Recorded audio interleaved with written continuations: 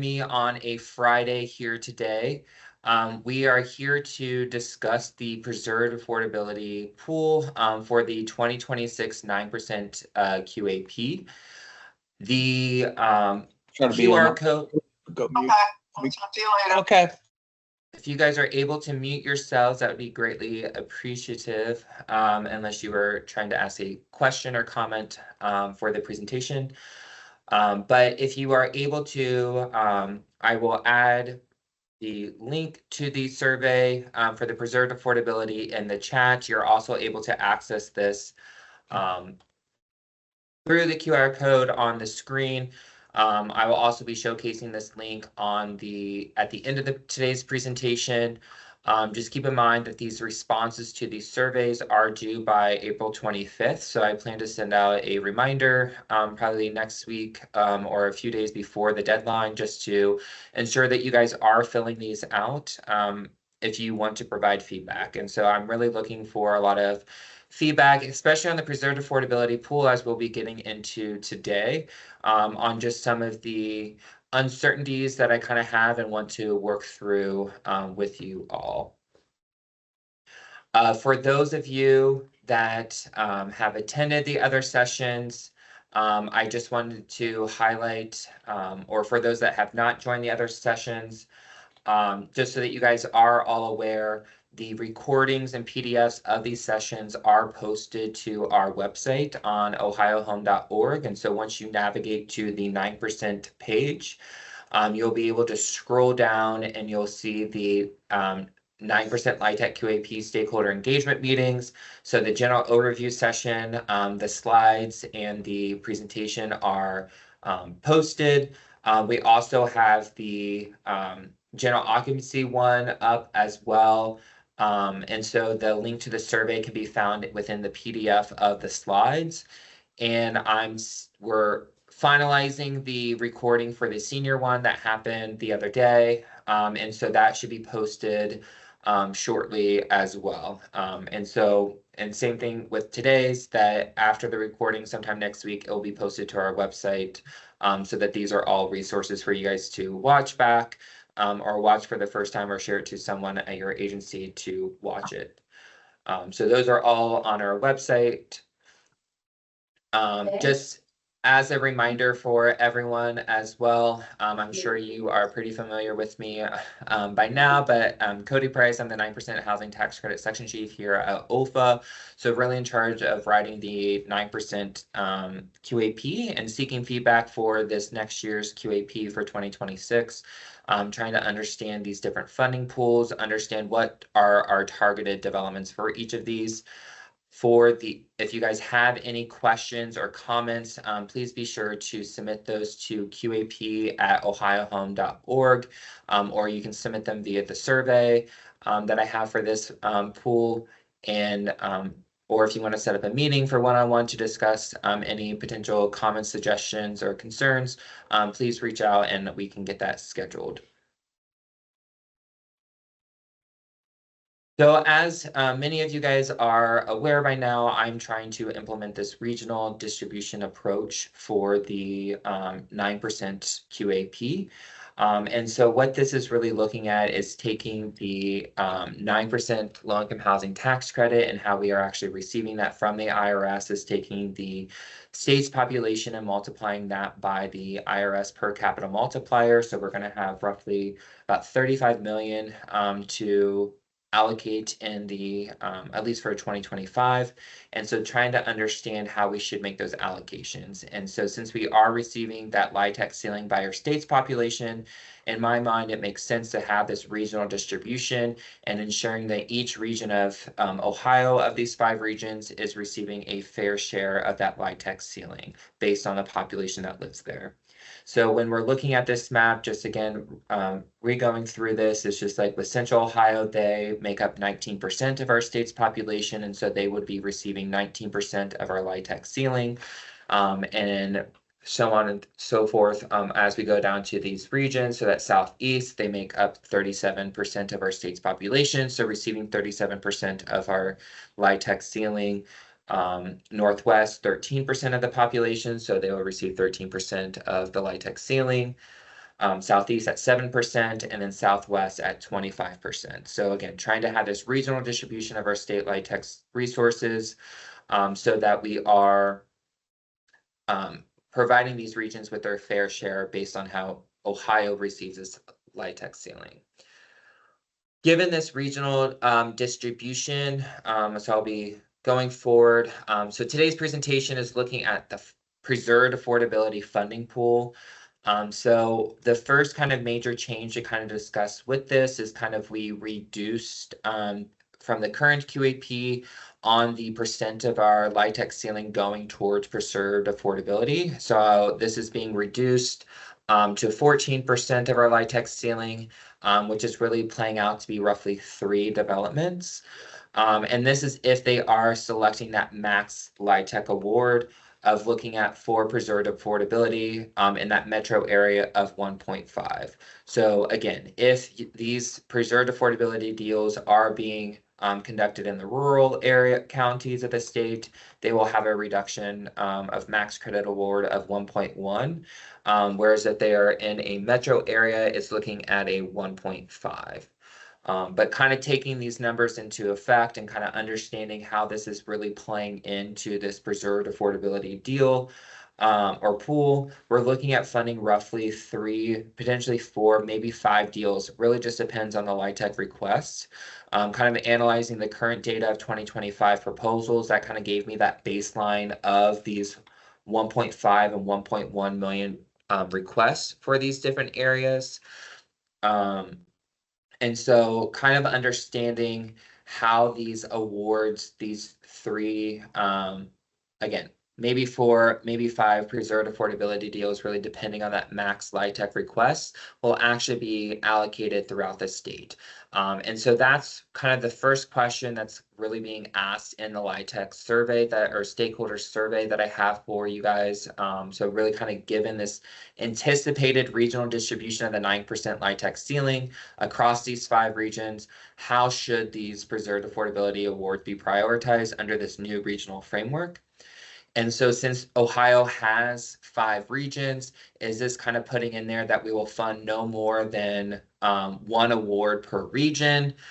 So example, like if we're only making 3, we're making sure that these are not all concentrated in, say, Northeast Ohio, but we're trying to have some spatial distribution. So that's what I'm kind of seeking feedback on, if we should kind of specify these awards. It seems from previous conversations that that does kind of make the most sense, so that it's like having new affordability, general occupancy with these 8 potential deals, kind of saying that each of the 5 regions gets 1 of those deals, and then the next 3 deals or 4 deals, whatever's left over in that funding pool allocation, would kind of be the highest scoring in each in one of the regions. And so kind of balancing the rest of those resources of the new affordability general occupancy throughout the state. With the senior, with being 5 developments, it's just like most likely this will probably be a guaranteed 1 on each of the 3 in Northeast, Central Ohio, Southwest, and then it's just like those remaining 2 or 3 deals are kind of like the next highest scoring ones throughout the state. Since some of these other regions, like Northwest and Southeast, are kind of limited on the number of deals that they can support. So at least not providing a guarantee there, but still eligible. And then for these preserved affordability with 3, that's why I'm kind of saying potentially max of 1 preserved affordability per region would happen, to just, again, ensure that spatial distribution throughout the state, so we're not concentrating all preserved in Northeast or Southwest or Central Ohio, kind of spreading out resources. And then the special housing needs, which I'll get into more on Monday, but really, again, looking at this spatial distribution. So most likely we'll say putting 1 in Northeast, Central, Southwest Ohio, and then that 4th special housing needs population deal will kind of be spread throughout the state, depending on resources and county caps and regional caps and how those decisions are being made, but at least ensuring that one of those projects from that funding pool is at least in one of the 3C regions. So that's taking more of that regional approach, kind of explicitly stating for you guys what is the deals that we're looking to fund in each region. So if you guys are looking for that clarity, that's what I'm trying to ask for in the survey. Or we can kind of get rid of kind of this regional distribution of awards, and we're really just looking on the funding, the highest scoring preserved affordability, which could, again, I think the consequence of that would be that we would be funding, could potentially fund all preserved affordability deals in one region, if that's the highest scoring region for those deals. It looked like there was a hand up. Does someone have a question or comment about this? I can entertain those now as well.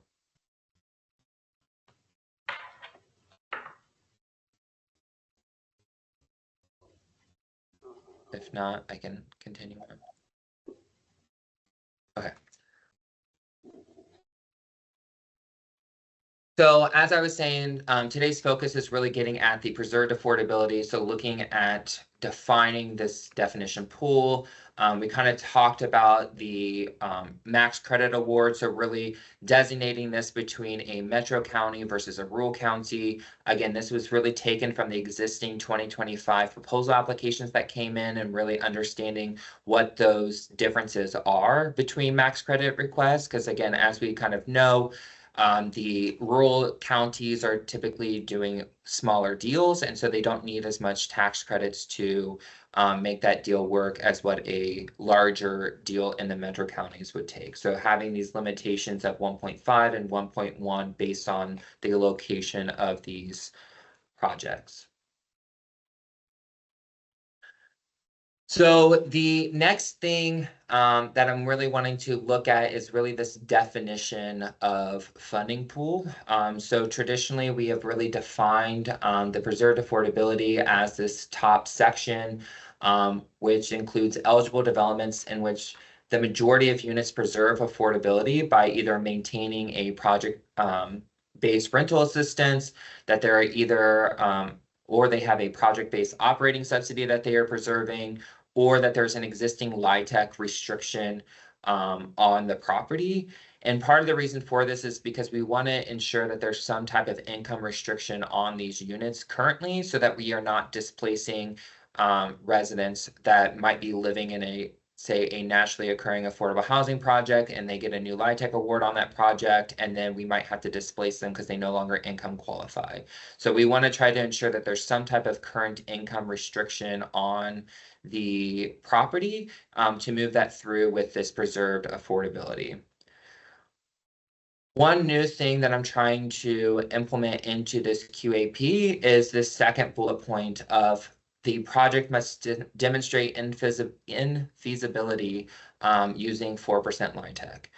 I think given the resource constraint of the 9% credit, it does provide a deeper subsidy to a project than a 4% credit does. But I think we need to start identifying certain projects that match or that actually need 9% credits versus those that can actually be done with 4% LIHTC. And I think some of you guys may be able to look at some of the 9% applications that were submitted in this year's round, and you can kind of make the assumption that this project may be over subsidized, right? That it's just like it could actually be done with 4% LIHTC. And so we need to be conscious of these limited resources and ensuring that we are just funding those deals that really need the 9% LIHTC credit versus projects that could be done on the 4% side. So I'm really wanting to try to explore this idea of trying to have the developer demonstrate to us that this project can't be done with 4% LIHTC. I'm still exploring on how this could actually be done, if this is you guys submitting to AFAS, or if this is just kind of showcasing in like a memo that you kind of modeled this project out using 4% LIHTC. And just given the acquisition costs or project size or anything of this sense, that it just doesn't make sense for a 4%.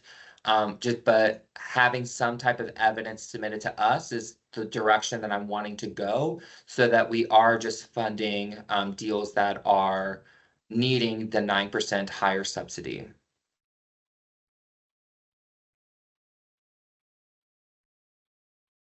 And so that's kind of the next question that I kind of have in that survey on kind of given OFA's limited 9% LIHTC resources that are available for preserved affordability, what projects should be funded or targeted in this round that would not be feasible with 4% LIHTC. So if you guys are able to provide comments, suggestions, things to look at for this definition of preserved affordability, I'm definitely seeking those feedback, seeking that feedback so that we can kind of define this pool, just because it's roughly only 3 or 4 deals. So just trying to understand what deals should we be targeting. The next thing that I wanted to bring up is just looking at these funding subpool definitions. So currently in our QAP, we have 2 funding subpools. So you are either seeking a rental assistance subpool or you have a LIHTC resyndication. So in the current QAP, I have these underlined for the rental assistance. So we have that at least 75% of the project has some type of rental assistance on the units. And that is kind of that determining factor in the current QAP. So to compete in one of the 2 subpools, you either need to have rental assistance on 75% of the units, but if you don't, then you at least need to have a LIHTC prior LIHTC award on that deal, and then you would compete in the LIHTC resyndication. So you'll see kind of in the 2025 round, there are several projects that actually have rental assistance, rental subsidy on those projects, but they don't meet that 75% threshold. So then they are kicked to compete into the LIHTC resyndication pool. And so one thing that I'm trying to think is just that if we're able to modify that percentage requirement, could that actually mean that more products that have rental assistance are actually competing against one another, and then those that have no rental assistance, at least on a majority of the units, are then competing against each other on the LIHTC resyndication? So that's kind of the funding pool question or subpool that I'm kind of posing to you guys as well. Is just that should we maintain these 2 funding subpools, or should we kind of get rid of the subpools given that we are limited on the number of deals that we can actually fund? Does it make sense to even have funding subpools? So that's something that I'm wanting to discuss and receive feedback from you guys in the survey, and definitely happy to have these conversations on this recording as well, either at the end of the presentation or now. It's up to you guys if you have initial thoughts right now on how we should be diving this up, or I can just continue going through the presentation as well.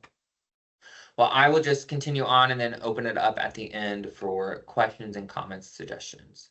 But yeah, I'm potentially leaning towards eliminating these funding subpools, given that we may only be funding 3 developments. So just kind of getting at a more refined definition of who's actually eligible to compete and receive a preserved affordability deal, and you would need to meet X criteria.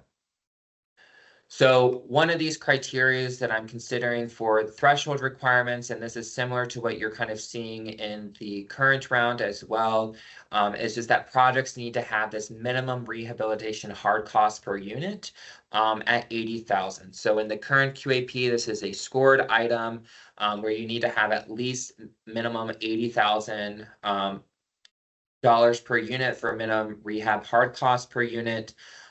Again, looking at the 2025 applications, every project is receiving max points in this category. So I don't think that this is necessarily an issue on meeting this minimum threshold for projects. And this is allowing us to ensure that we are doing a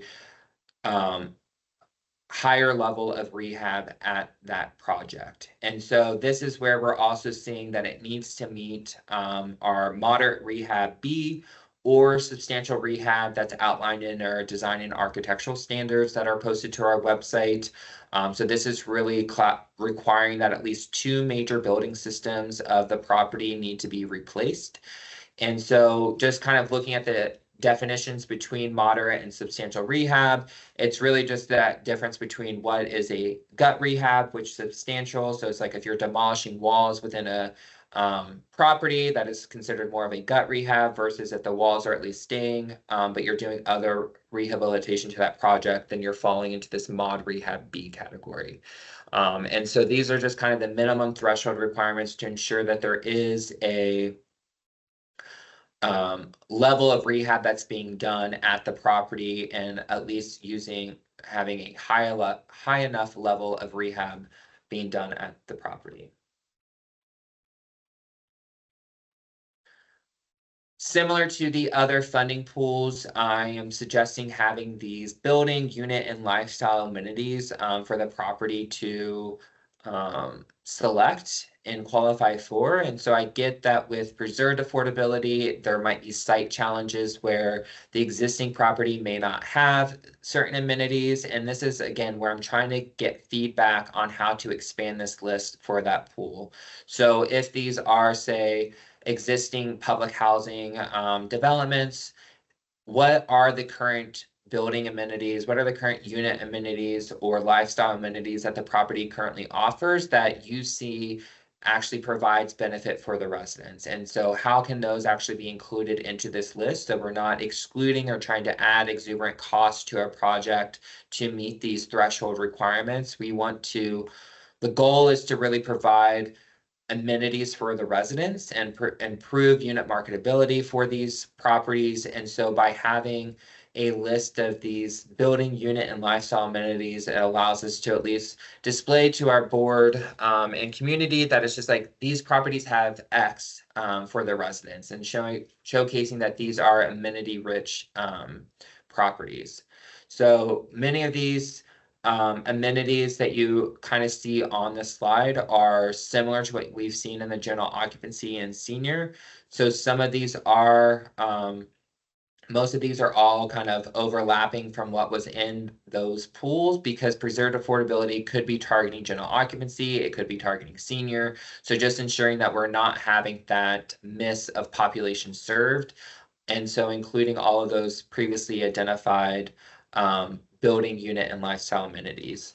And so definitely, as I said a little bit ago, open to suggestions on ways to kind of expand this list to include things that existing properties may already have that you find are beneficial for the residents. So if you're able to kind of go through the survey that's posted and the links in the chat and kind of identify what building, unit, and lifestyle amenities should be included as options. And then there's a section that's also asking for recommendations. So what other amenities should be considered? Definitely looking for that feedback to build these lists out. So please be sure to comment on those.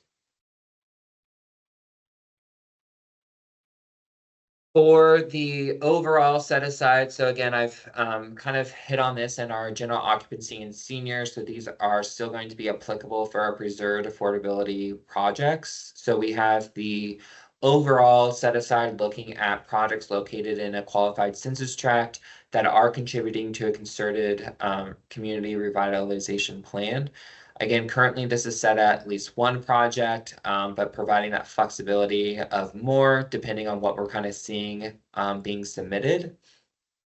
With this set aside, it's really trying to offset that us trying to prioritize high opportunity neighborhoods. And so this is kind of the counteract to that. So it's just like, even though scoring is still going to be heavily emphasizing high opportunity, we still have this set aside that could be set for these projects that may not be in a highest of opportunity, but the community is actually, there's a lot of local support. They're focusing on creating a concerted revitalization plan for the area. So we want to recognize that and provide a set aside for those projects that may not score the highest on opportunity, but they're at least doing having a local effort and on revitalizing that area. So making that known.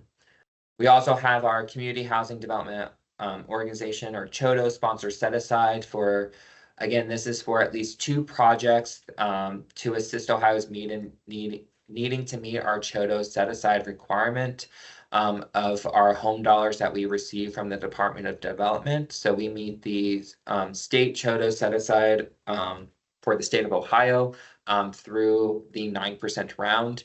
As I've previously mentioned, we kind of have on here at least 2 projects because this is really dependent upon the home allocation that we receive from the Department of Development and what the state of Ohio is actually receiving in home dollars on to meet that overall set aside. So last year in 2024, that we needed to put in about 3.4 million in home funds on projects. So we made 3 awards.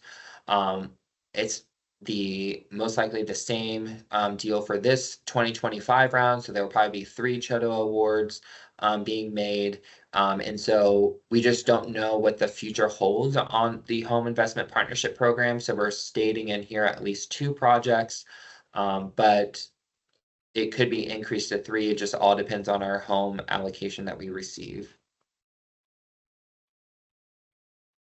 When looking at funding pool set aside, so this has been a traditional set aside that's kind of been set in with the preserved affordability pool. And so we're looking at, again, asking for you guys in the survey on looking, it's not an explicit question, but this could be included in the bottom questions of the survey that's giving kind of overall feedback for this funding pool, but really trying to understand that if we are potentially only making 3 or 4 awards, does it make sense to still have a funding pool set aside for USDA subsidy preservation? Does that make sense, or should that be removed and there's really no set asides within this pool? I think there's a lot of there's been a lot of discussion on the overuse of set asides throughout our QAPs, and some people wanting more of a natural competition. And so this could be a way to kind of remove a specific set aside for a particular project. But again, this is something that I'm seeking feedback on, if there should be an explicit USDA subsidy preservation set aside in the preserved affordability, knowing that we're only going to make 3 or 4, maybe 5 awards in this deal, or should that be removed along with the funding subpools and just kind of have all preserved affordability deals compete all at once? So kind of understand that from your guys' perspective on what you see as being priorities.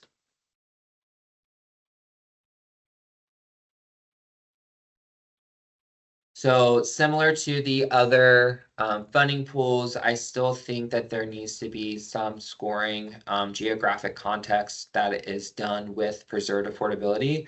I know they do stand at a disadvantage, and it's hard because you're no longer doing site selection for these projects. These are already built projects. But given our policy goal of trying to place residents in higher opportunity neighborhoods, or at least preserve and keep residents in these higher opportunity neighborhoods, at least giving preference to higher opportunity neighborhoods as well as housing need areas.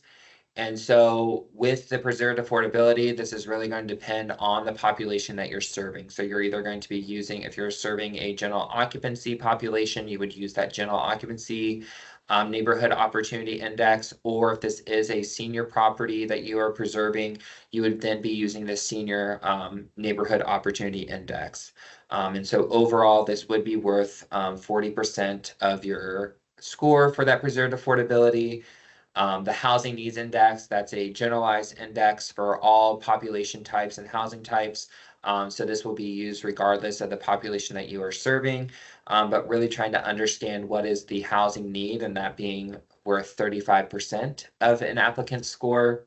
And then lastly, really looking at this annual LIHTC request per LIHTC unit. Again, similar methodology that's been done, or really the exact same methodology that's been presented for general occupancy and the senior funding pools, on just trying to keep these projects consistent.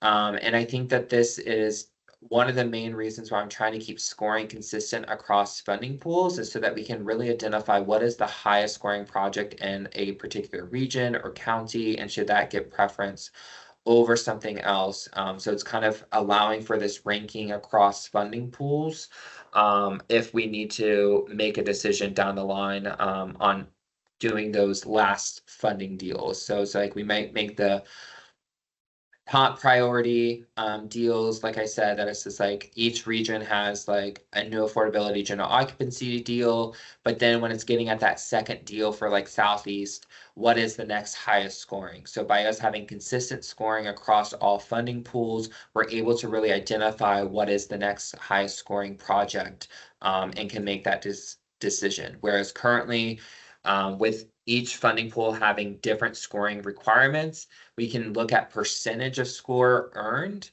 but that is not giving a full-on comparison across funding pools. So that's why I'm trying to keep a consistent scoring metric across all funding pools so that we can make those decisions a lot easier for us at that time. To assist with making these funding decisions, we do again have a series of funding priorities or tiebreakers that are specific to this population or to this funding pool. So many of these will be the same as what you've seen in other funding pools, such as the general occupancy and senior pools. But trying to add in here, like the county with the fewest LIHTC deals within the past 5 years, having tiebreakers be the highest raw opportunity score, the highest raw housing needs score. Again, kind of looking at this strongest growth neighborhood change score that the Urban Institute's creating for us. So that could be a good tiebreaker to utilize. We could also look at the highest number of LIHTC units. I didn't put the parentheses on the highest number of total bedrooms, so that I would assume would just be applicable to general occupancy deals, but then that gets the question if general occupancy preserve deals and senior deals are competing against one another. Does it make sense to really preference a general occupancy over a senior based on the number of bedrooms? So that is something that I'm trying to grapple with. There's also, if we're continuing with this funding pool subpool of looking at targeting projects with a LIHTC resyndication, I think one of the easier preferences could be to look at the older LIHTC award.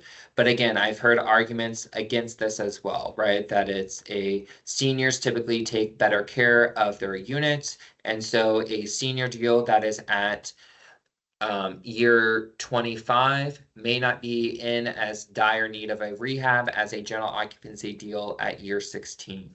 And so it's trying to understand, well, what quantitative metric can we really use to kind of make these funding tiebreakers? So in theory, it makes sense to look at the older LIHTC award, but I know that there are challenges within each of these population pools on wear and tear of a unit based on the population that they are housing. But this is just a kind of a clearer way of kind of looking at this, looking at the older LIHTC award, kind of looking at that proximity to losing that affordability for the project. And so just wanted to give preference to the older deals that have that older LIHTC award to kind of extend the affordability of that project. And it then allows further opportunities for those newer deals to compete in future rounds. There's also the tiebreaker that's listed on the slide as the highest number of units with project-based rental assistance. So again, I think this could just be applicable to the rental assistance subpool, as not every LIHTC resyndication actually has project-based rental assistance on the project. So even though that is one of the requirements to compete in the pool, that is not something that a LIHTC resyndication necessarily needs. So looking at how that could then potentially be just a tiebreaker for those that are competing in that subpool, if that subpool continues to exist, right? And so that's, again, what I'm trying to look and receive feedback from you guys. Should we really have these two distinct subpools that are targeting? And then if so, then how are we then making these funding decisions tiebreakers? I think also kind of defining the definition of the preserved affordability pool is, as I stated earlier, is something that I'm wanting to consider. So this could even be re-implementing past policies that OFA has done, where you're not even eligible to compete in a preserved affordability pool unless you have a LIHTC award and you're in year 20. So it's just like, should we revert back revert back to restricting it to you're within the last 10 years of your restricted covenant, or is it beneficial to kind of do these year 16, year 17 deals and re-syndicate those that might be scoring higher than something that might be at year 28, and now we're at risk of actually losing affordable units throughout Ohio. So things to keep in mind, I'm looking at these funding priorities and tiebreakers, how they should actually be done. So seeking feedback on those, wanting you guys to kind of go through and kind of rank these on what you think is least important and the last funding priority to the most important and first priority. I know there's a lot of discussion about even like the highest raw opportunity, that this should be one of the last things that we look at, since it's such a such a heavy piece on the scoring. And so that's feedback that I'm looking forward to. Happy to move this down on the list. Again, these are just general ideas that I've kind of heard from or what we've used in the past. And so looking for feedback on how these should be ranked and prioritized within the QAP for each specific pool. And so that's kind of the conversation that I want to have around the new or the preserved affordability funding pool. Really trying to understand this LIHTC QAP timeline that I'll just be looking at this stakeholder engagement period. So it's just like stakeholder engagement was occurring back in January. Planning to consider this through early May. So as I've kind of mentioned before, the Urban Institute is the winning, they won our RFP to create these neighborhood opportunity indices and the housing needs index, as well as the neighborhood change index. And so we are planning to have a stakeholder engagement meeting in early May so that you guys can join and hear from the Urban Institute, kind of understand how they created these indices, learn the methodology, see how the maps and everything kind of lays out across the state of Ohio, and provide comments in the mid-May area so that they then have time to rework anything if needed, but then being able to incorporate that into the first draft of the QAP, which I'm hoping to release on July 1st. To allow for a 30-day public comment period from you guys, and then have that be presented at the July board meeting as a formal presentation. And then depending on the level of comments that are then received, it could be taken to a second draft in August, or we could take a final draft in August.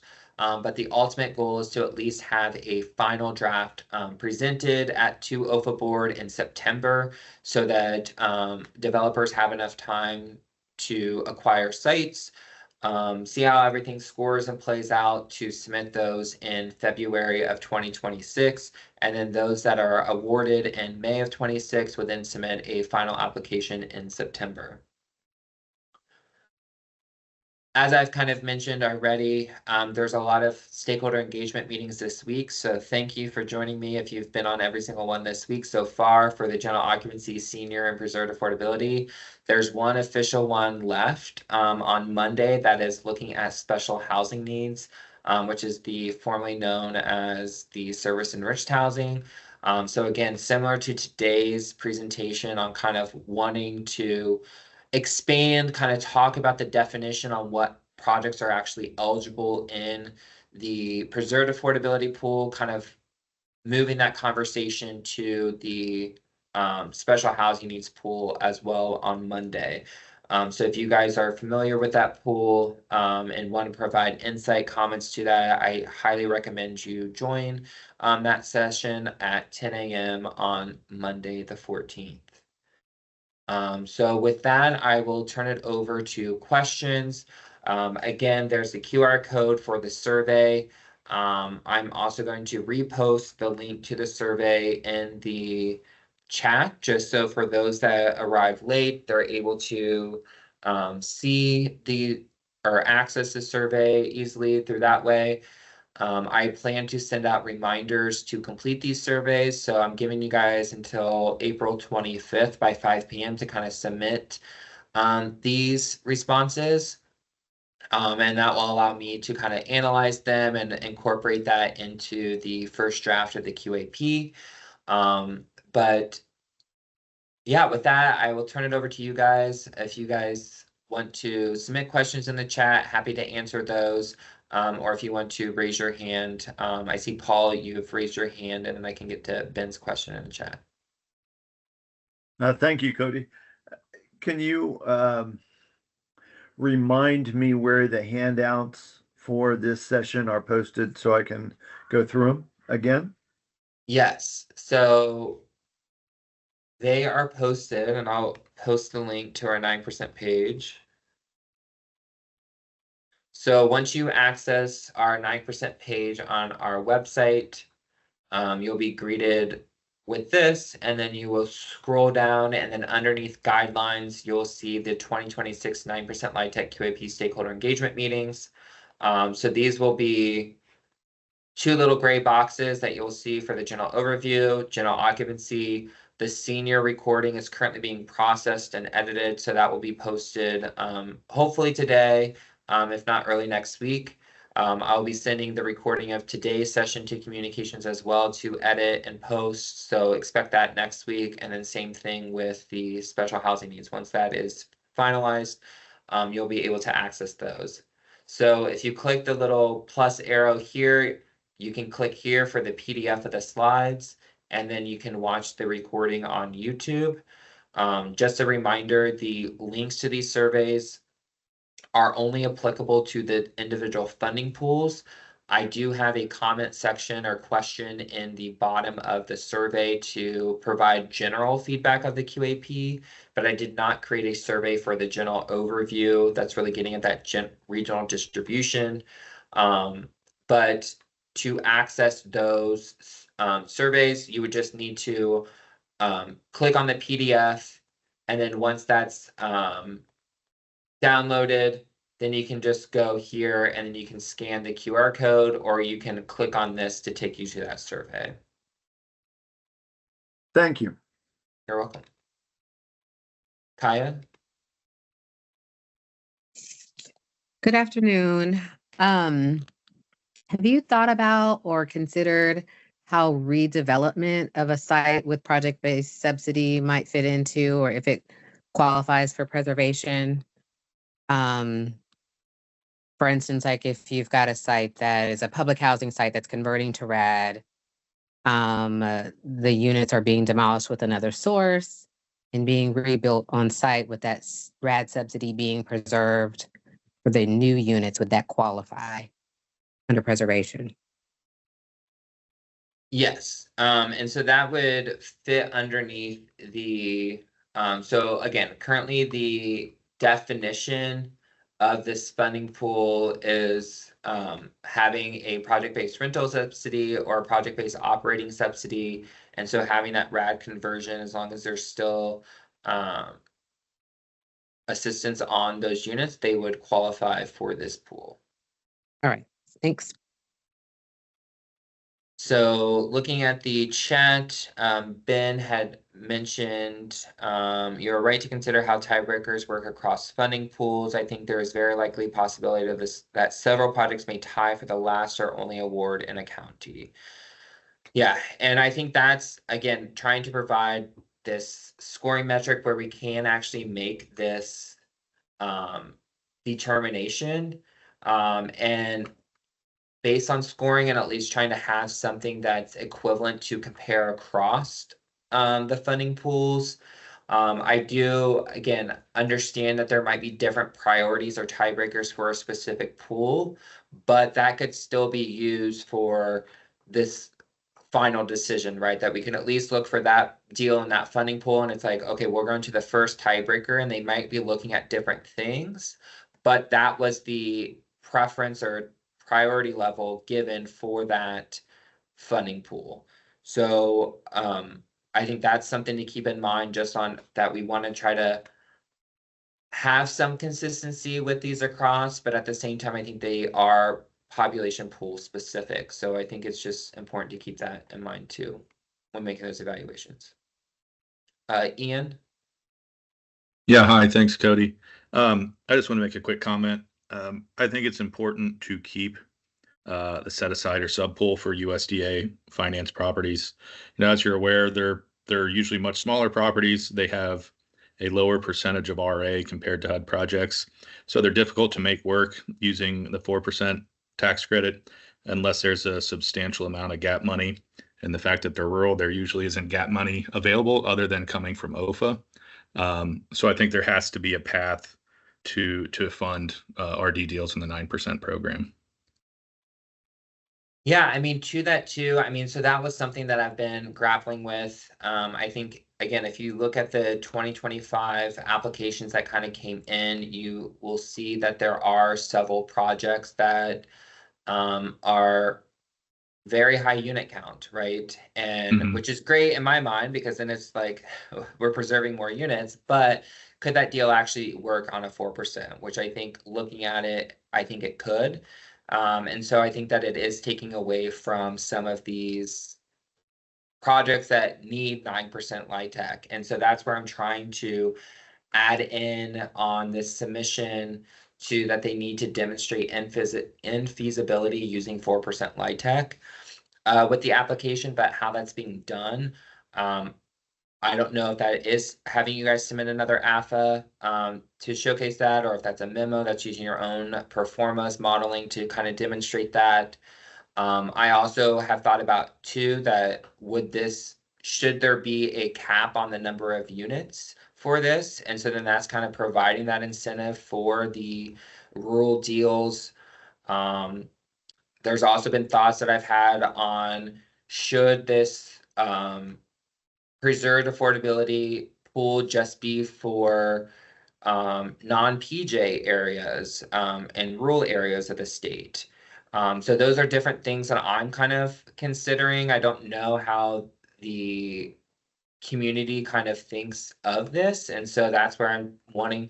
I didn't want to officially put it on the slides, but those are geography kind of decisions that I've been thinking about with this preserved affordability pool, just because I agree, it's just like there's parts of the state that have no other access to gap financing, and they should be preferred for the 9% credit over areas that can access that gap financing or make 4% LIHTC work. But I don't know if that means then defining this more explicitly on number of units, or saying that it needs to be in a non-PJ area. And if it's like adding that non-PJ area, does that meet having this regional distribution and county caps, and then now you're adding in non-PJ? Is that getting too specific on geography? So I don't know if you have comments on that at all either. Oh, well, that was a lot. I'm sure. Sorry. No, that's fine. I'm sure we will, and we'll be happy to provide some written comments. Yeah, it's certainly a challenge, and I can understand your want to not layer on too many. I don't know how to describe it. Too many, set asides, different geographic distributions. So we'll be happy to work with you on it and provide some comments on the best way to help some of these smaller rural preservation deals. Perfect, thank you. Other questions, comments, suggestions, either pertaining to that, like the definition of preserved affordability, trying to understand how we should be defining this pool. Are you guys in favor of trying to make sure that these projects can't actually utilize the 4% LIHTC program? I mean, obviously I understand the appeal behind the 9% program. It provides a lot more subsidy to the deal, or equity to the deal, and not having to fulfill the other or find or seek out other gap financing to make a 4% only work. But given the restriction of having to make only 3 or 4 awards, just trying to be cautious of our limited resources. Yeah, David. Hey, Cody, thanks. I mean, I'm surprised to hear that. I don't, I'm surprised that if people have a non-competitive route to go, that's a feasible 4%, that you're seeing a lot of those in the 9%. But whatever you decide, I mean, the idea of filling out a whole nother AFA just to prove that we can't make it work as a 4% feels like a lot of work. So whatever mechanism you end up choosing, I would just encourage you to think about not adding a ton of work, because most of these I don't think work as 4% deals. Yeah, that's good to know. And that's the thing too, is just like, yeah, I know there are some state HFAs that require that you need to submit both a 4 and 9% application to even be considered for the 9%, having to demonstrate that infeasibility. So this isn't necessarily a unique idea, as other states go this route as well. So it's just trying to understand, like, I just don't want to incentivize a project, or not necessarily incentivize, award a project that could have been using our 4% LIHTC project if they were able to seek or try to seek other gap financing to make that work. Other questions, comments, suggestions? Hi, this is Kaya. Just piggybacking off of what David said. Yeah, I mean, I think you had the plan, the second idea of maybe doing a memo or something like that. So if we could spell it out, in a memo form of, okay, there are no local home resource, there are no local gap financing available to help make a 4% work. You're in a geography as a preservation, the development is where it is, and in many cases, at least in the sphere where I work, the rents are not, gonna support enough debt to also make a 4% deal. So if you can make the case in that way, I think that might be less of a burden than having to fill out an entire separate AFA. Yeah, and I think that, and I assume you guys all have your own AFAs, performas that you guys use as well when you're deal structuring. And so I think even having some evidence, at least putting out that maybe it's not the OFA official AFA, but including some data with your memo to back up your explanation would be helpful.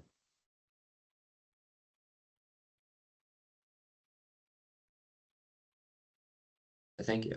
Other comments, suggestions? Do you guys, one of the questions that I kind of posed in the survey is kind of looking at this regional distribution of the LIHTC ceiling, just kind of keeping in mind with the limited resources that are going to be put towards the preserved affordability pool and roughly like 3 to 5 deals. Do you think that makes sense to, and I know this is a survey question, so you can answer it there, but just kind of throwing this out there to create a dialogue with you guys on, does it make sense to kind of limit each region to max one preserved affordability deal, to have a limitation on these regions so that we're not preserving all the deals in one particular region? Don't want to cold call on anyone. Don't want to treat any of you guys like that, but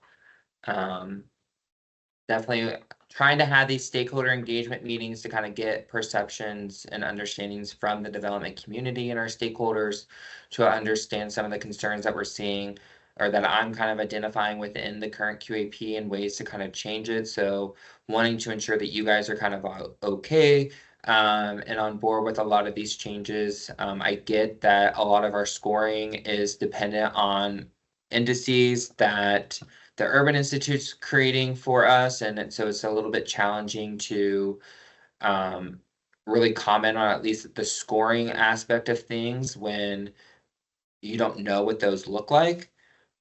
But it's just trying to get a general understanding of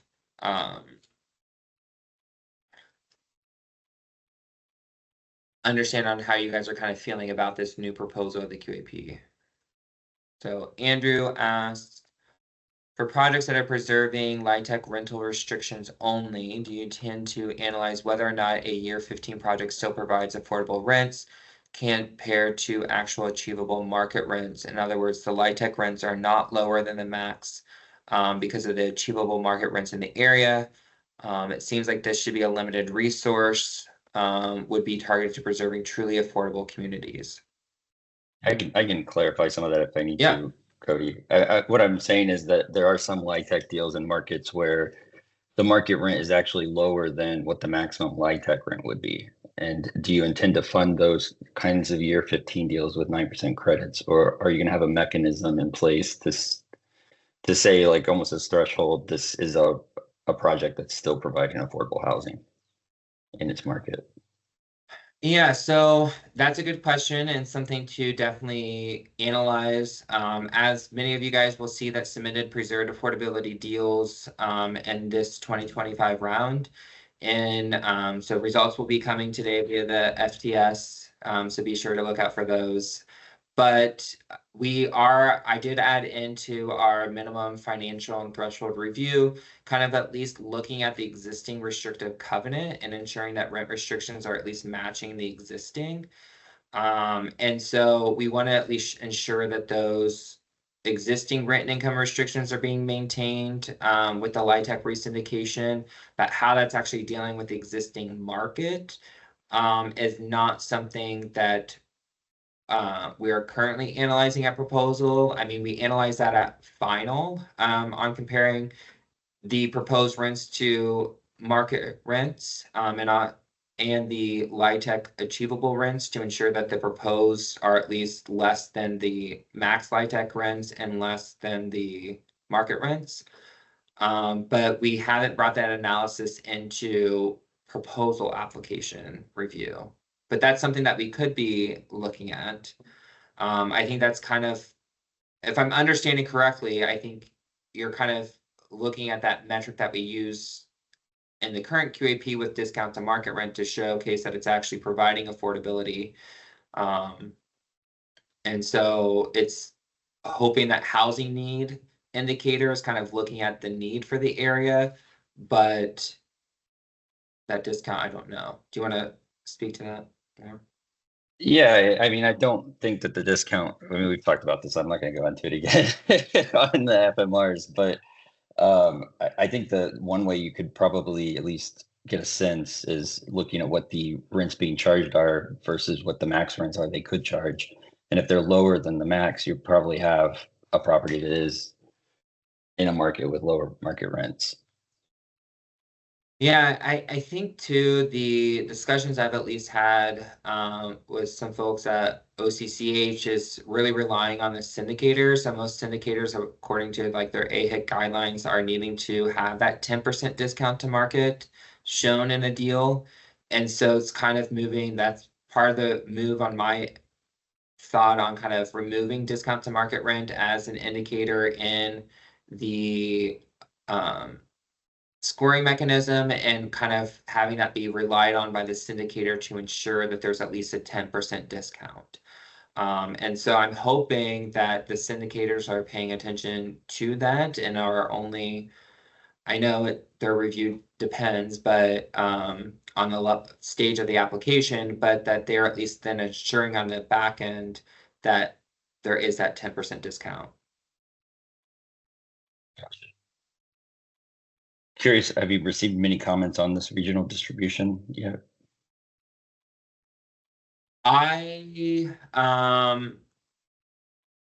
The feedback that I've received is generally positive. I think they have liked the idea of spreading resources throughout the state. I think there's concerns on how this would actually play out on the deals, but and that's where I'm trying to get at these discussions on, is there needing to be of these deals, have that be spelled out for everyone, right? And so it's just like with the preserved affordability of the 3 deals, saying that no more than 1 preserved affordability in each of the regions. Saying that for the special housing needs, which again, I'll be getting into more on Monday, but that it's one in Northeast is preferred, one in Central is preferred, one in Southwest preferred, and then that fourth deal is kind of like the next highest scoring, but at least ensuring some regional distribution of those. Same thing with new affordability, general occupancy, saying that preference is for each of the regions to at least receive one of those awards. And then the remaining 3 or 4 that are outstanding is kind of getting at the highest scoring across the state, and kind of looking at different regions. So it's just, I think people were wanting for more clarity, which is why I try to add that in at the beginning on talking about this, on try to look at how those deals would play out in each of the regions, because this is truly a regional competition. Same thing with like scoring. It's just like we might have a minimum 65 opportunity level as a threshold throughout the state, but the highest scoring opportunity in Northwest may differ than the Southeast, right? And so, but we're only looking at deals in Southeast and scoring them against one another on making awards for that initial determination on keeping the money within the regions. And then it becomes a statewide competition for those leftover funds. So where we can't make these full on-app allocations in each of the regions, and there's little bits of pots of money in each of the regions that rolls back up to the state. And we make those determinations based on kind of the highest scoring, and then going through the tiebreakers to fill out the county caps, the regional caps, developer caps, things like that. So it's, what I've heard is just that more specificity needs to be put into place. And so that's where I'm trying to incorporate that. There'll probably be maybe a follow-up, I don't know, necessarily survey, or at least like email when I'm sending out the reminder, just on looking at how this would actually play out with each of those awards in each of the regions, on kind of what I'm explaining right now. Because I think that that's what people were wanting in yesterday's, I think it was, the days are blurring together, but on the senior one where it was, that's what I was hearing, at least from some of the stakeholders, that having clarity of, in Northwest, what are our priorities? And so saying that there's at least a new affordability general occupancy deal, then our next priority is just like, well, there could be no more than one preserved affordability. There could be a special housing needs deal here, guaranteeing at least probably a senior deal up here as well. I mean, it's 13%, so it just depends on what the numbers are in the Northwest, but at least providing that this is our top priority project in each region, and then kind of filtering down from there based on resources.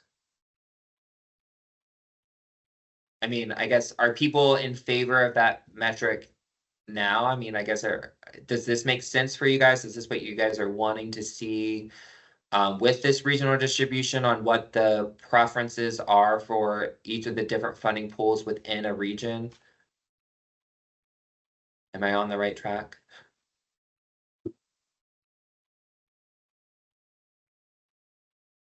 Yeah, I think you are on the right track here, Cody. I think it'll be interesting to see if there's any disagreement on the distribution here, how these counties were chosen for the regions they're in. And, it's always difficult because you have so many stakeholders, and it's a very diverse state. So.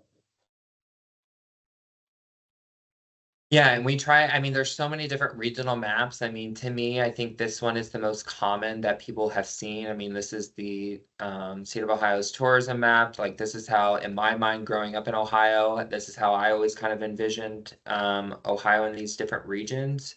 And so I think this is one of the regional maps that I think makes the most sense in my mind, whereas like some other ones have, like the Jobs Ohio has like 7 different regions, but I think splitting the LIHTC ceiling into 7 regions is not a good idea, because then in some of those smaller areas, they may not get any LIHTC ceiling, right? And so trying to keep it at least broad enough, but also segmented enough, I think this map does justice, in my opinion.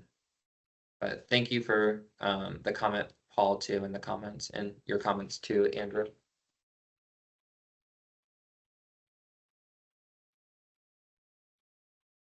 You had a quick question for you. Sorry, I'm dominating the conversation here. Do you have a set aside in this similar to the last meeting we had where there's like a preference for a project in a QCT? Yeah, so that's an overall set aside. So that applies to all funding pools. So it's not specific to just new construction. It's not specific to just preservation or rehab. It's for all funding pools. And so that's kind of the question too, that throwing out to people as well. I have in here at least one project. This could be increased to say at least 2 projects.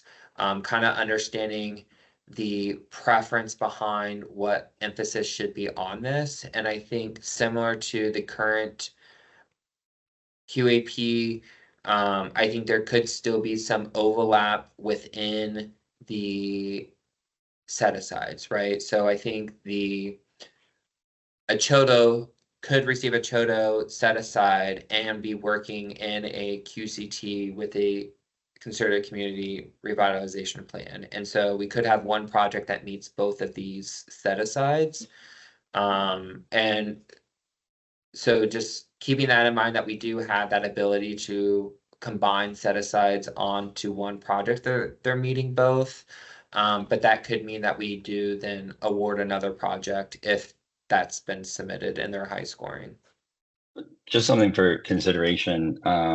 Is this kind of did this come about because of the requirements under Section 42M for the QAPs? Yeah, so that's part of what I was trying to do is go through what the preferences are and trying to see how we are meeting each of those. I mean, even with the general occupancy, adding in that preference for tenant ownership, looking at the preference for, I think it's the historic I removed it from this one, but the historic nature of the development. So really looking at section 42 on those QAP preferences, which is really outlined on the QAP. Well, I guess all familiar with it. Yeah, go ahead. I pass it. Right. Yeah. So here we have in here the federal statutory preferences and the selection of criteria and preferences. And so really trying to incorporate many of these into our QAP. And so since that is a selection criteria, not only here on trying to pay attention to those with a community revitalization plan, but it's also preference up here as well. For the QCT and concerted community revitalization plan. So having that specific set aside is allowing us to meet these section 42 preferences. Whereas before it was kind of just in the opportunity index. What I was going to recommend as like a consideration here is I know that you have to address the preference, whether it's positive or negative, I guess. But what I was going to say is I know you're trying to align the different programs to different needs. And one thing that's difficult is projects that are not in QCTs going through some of the other programs, you know, the 4% programs. You have discretionary basis boost with the 9% program. But a lot of deals that we've looked at, for example, for LIHTC, you can't get to the federal credit amount for the state credit, you know, the $1 million limit. So I don't know if it would make sense and also still align with some of the goals you have of doing projects in areas of opportunity, et cetera, but moving that preference from a QCT to a non-QCT, I think still hits section 42. And I guess you could get council's opinion on that, but it could just something to consider. I don't know that it's right or wrong. I just thought I'd throw it out there. No, thank you. Yeah. Ben? Yeah, while we're talking about that set aside for QCT, I guess I want to get clarification and provide some comments based on that clarification. Is it the intent that the set asides are selected first and then scoring is done after? So they're done in tandem, right? Yeah. So we score. So even like with the 2025 round, every project is scored, and then we look at the top scoring in each of the funding pools, and then we look at within that specific funding pool, or if it's an overall set aside, we try to find out what are the highest scoring overall. And that's where it's just like, it's a little challenging in this current QAP. I mean, to be honest, I have not analyzed scoring at all. Scores go out today. And so my analysts have been working with that. So I don't know how different deals are scoring. But that's what the issue is with some of these overall set asides. It's just that each funding pool has a different scoring metric currently. And so to make an evaluation for these Chodo set asides, just like, well, they may have scored 95% of points and say the service enriched housing pool, 95% of points in preserved affordability. Like they scored the 95% in each of their respective pools. But then it's like, well, how do we really make that decision overall, right? Because it's just like they look at different things in each of the pools. So I'm trying to create this consistent scoring across all funding pools. So it's easy to be like, oh, look, like this is how it scores. It's the same score. Like all projects are scored the exact same. It should make our OFA's job a lot easier on making these funding decisions that provides clarity to our stakeholders on how we are making those assessments, because I've already received some of those questions on how we are making funding decisions. And so typically it is, we score everything.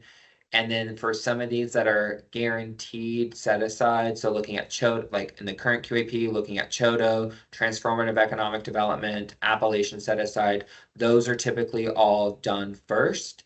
And then we have that strategic initiative set aside. And so that one is really the last one to be funded, right? So we want to go through, do the specific set asides, then who's competitive, and then the last set aside that we're kind of dealing with is that strategic initiative, because that's kind of the placeholder on which one's not competitive, that's not being competitively funded, that should still be funded, right? And so it's hard to say that all set asides are funded first when that's not necessarily true. Most of them are, but there's that strategic initiatives that is kind of the last one to be funded. And that's kind of how with this proposal of the QAP is planning to be as well. It's just that we'll have all these regional competitions within making all the funding decisions in each of those regions. Whatever that leftover money is comes back to the state, and then we go through a competitive set aside. Or not set aside, but we make that balance of state decisions at the end once we have that leftover rolled over money from each of the regions that couldn't use it. And so then that's where some will be funded competitively within regions, and then some are just then competitive at the state level based on everything. That's helpful, and further clarity, I think, in the new QAP would be helpful for how that's happening. I have looked at scoring in the 2025 round, and you've got your work cut out for you. Yes. But specifically with that QCT and part of a development plan, it seems like that would be one that would want to be scored last, if you will, because you could be in a QCT, you could be part of a plan and also score high on an opportunity index, depending upon how that's built. And so if the goal is to fund a project that would otherwise not score well in an opportunity index, you might consider that. Yeah, that's good feedback. I think the challenge of that is displaying to stakeholders then too is just, and maybe it is just a clarity thing that, but when we make funding awards and something meets one of our set asides that is higher scoring, but then isn't receiving that set aside, I think that also brings questions on why didn't you make that one the set aside? Why are you choosing this other one that's lower scoring? And so then that provides less transparency aside from like presenting on this is why we did it. But I think from the outside, people think that it's the highest. When they understand that it's the highest scoring of the set aside, then it's just with I guess here it doesn't say, but there would probably be further language within here that it might be the highest project the highest scoring projects in a QCT that contributes to consider community revitalization plan. And then that's how we're making the decisions. But yeah, we could also, I just don't know how you kind of make that determination on one is being, because you don't know until you start making awards, right? And so it's kind of hard to say, well, it's not going to be the highest scoring one because that one could be competitively awarded. So let's do this one last. I think it just muddles the water, in my opinion, whereas just saying the highest scoring one is the one that gets a set aside actually provides the greatest clarity. Sure. In my No, opinion. and so, yeah, I think the comment is largely just making sure it's clear, making sure that the way it's scored meets the intent of the set aside. And Yeah. this clarity is just so important because these applications cost us tens of thousands, $100,000. And so we have to have some kind of clarity before we submit. Yeah, I mean, to that, there's even been some things that I've kind of considered. I think one thing that I did differently from the 24 to 25 is really adding on those competitive scores to your guys' proposal summaries when they were posted to the website. And I know this is kind of getting off topic from today's session, but I thought that that would add transparency and that you guys would kind of see how you stand against competition prior to awards being made to kind of lessen that barrier. And so there's even been some thoughts that I've had on, I know we're doing experience and capacity a little bit different in the future, but still having that potential pre-application, and maybe the pre-application, those are then maybe made public, that has your sites kind of pre-selected, and then you see how you kind of play out with your competition, and then you can kind of select to continue to compete in the proposal and spend that extra money, or withhold your application because you don't think that you're going to be competitive. And so it's a way to kind of save you money, but then it gets at that timing, right? That it's just like, we don't want, and then some developers could submit a lot more sites. So kind of money is the thing, but I'm trying to get at that point of providing transparency where, right, I don't want you guys to be spending all this money on a proposal application when you see who's actually competing and it's not even a viable project, right? And so trying to think through on if we have some type of early potential site selection, could that potentially weed out you submitting an application that's not even competitive? But I don't know. There's thoughts on that. Cody, maybe I can jump in. I really like how you've set up the LIHTC QAP. If that's what you're referring to, is the lowering the threshold of like expensive pre-development costs just to get in the door. I think that I really appreciate that. Yeah, I think so I wasn't in charge of that. That was Barbara, so I won't take credit for that. But the thank you for your comment on that, and I can share that with her. I think the challenge behind so I still think something should be definitely required at proposal to ensure that it's an adequate project, right? And I think some of these like building threshold amenities is something that may not be needed until necessarily like final application to be like proved out, that you commit to some, and then if you're awarded, then you just need to demonstrate that in your final app so that it's reducing that upfront burden on needing to prove everything. But trying to understand what should or should not be included at proposal is something that we are having discussions at OFA, because I think there's definitely some that are kind of non-negotiable, such as site controls, such as zoning. In my opinion, I still think financial commitments, we still need to be able to underwrite the project. But yeah, that's another level of conversation that we can have in the future on what should be required at proposal or final. But Kaya? Yeah, just addressing your question on the hosting site selection opportunities, so you can kind of, self-select as to whether or not you want to move forward. I mean, I like the idea. And I think for most of our projects, it wouldn't be a problem. I don't know about others who might be trying to acquire sites that are a little more sensitive, if they would want that to be public, but yeah, I was just giving you some feedback. I mean, I like the idea of being able to kind of have some information as to, okay, is this an application I want to move forward with? But I don't know how that would affect some other people as in their process of acquiring sites. Yeah, and I think that's where it's just like it's good for the preserved affordability pool, but right, on actual site selection, new construction, it could bring up a lot of issues, right? So that's where I think, yeah, in theory it sounds good, but I don't know if it would actually work out the way that I would like it to work out. Which is hard, but no, thank you for that feedback. Other questions, comments, suggestions on the preserved affordability pool or overall? I can take those questions too.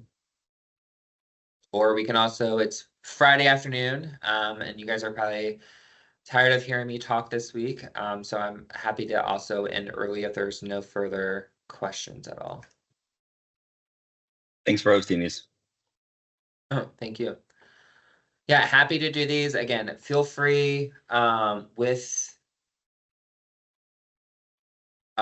questions if you guys are wanting one-on-one meetings. If you want to set up time to talk, definitely happy to do that. Just try to get on my schedule before the end of May, or probably in early May, just so that I have enough time to incorporate those comments. So definitely reach out if you want to do that. Just a reminder, responses to the surveys will all be due on April 25th by 5 p.m. So I will be sending out a follow-up email, probably via constant contact, just to provide an opportunity for everyone to kind of access these recordings, review everything, and then respond to the surveys. But yeah, if there's nothing else, thank you so much and have a great weekend.